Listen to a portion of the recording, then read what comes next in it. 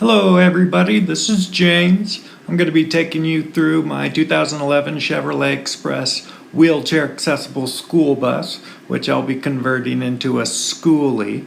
I have a 25-foot Collins bus with just over 76,000 miles on it. I'm going to walk you through the layout, and I'm also going to show you the amount of floor space I need to keep open in order to have my wheelchair have access everywhere. As we zoom in, we'll start to see the floor plan a little bit better. You can see how much room that chair really takes.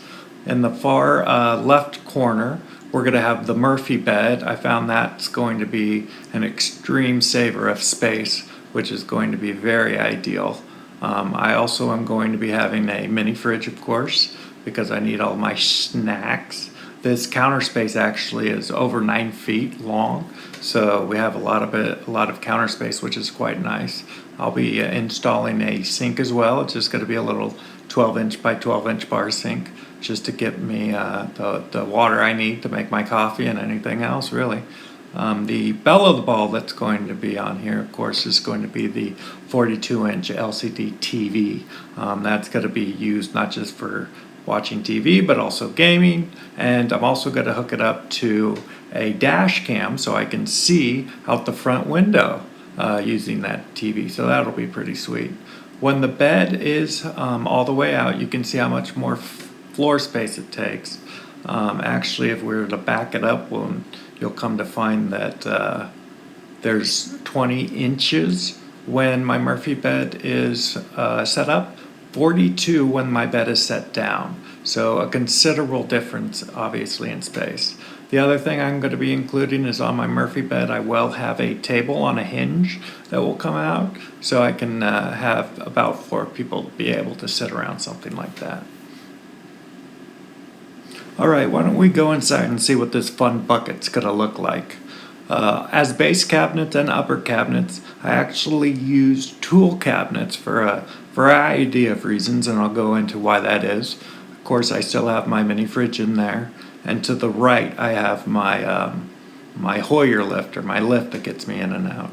So the nice thing about the tool cabinets are they're metal, so they're magnetic, so I'm able to put these loop rings kind of on those so I can open up the doors and drawers much easier. They're locked too, which I love, so when I'm driving I don't have to worry about drawers coming open. The drawers also have that sticky lining already in it, which is going to keep things in place.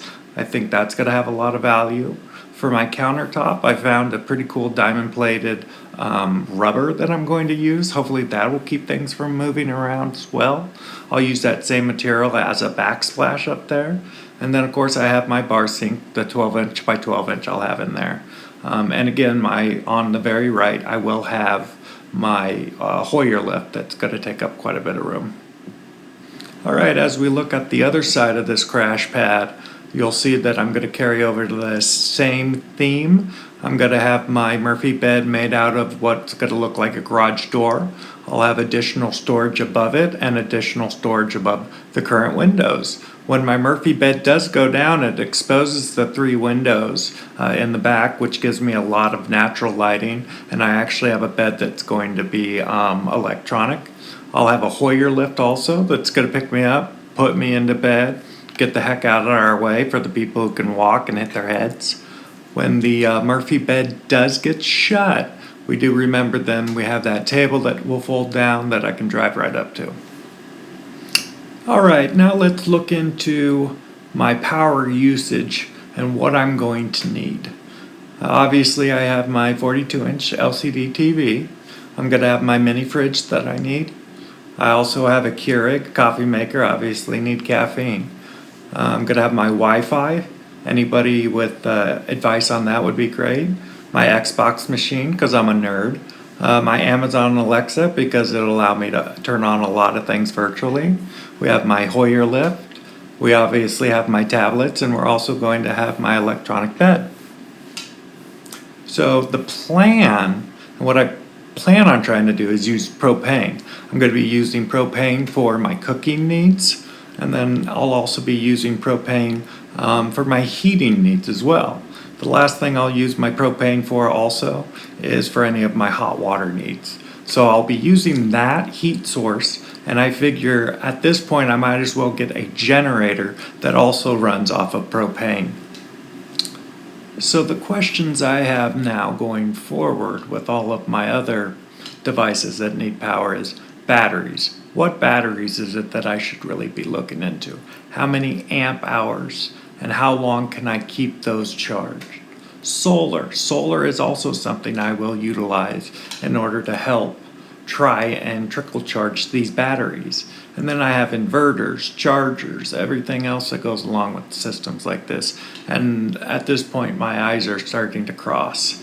I have no idea what I need. This is where I would really love assistance.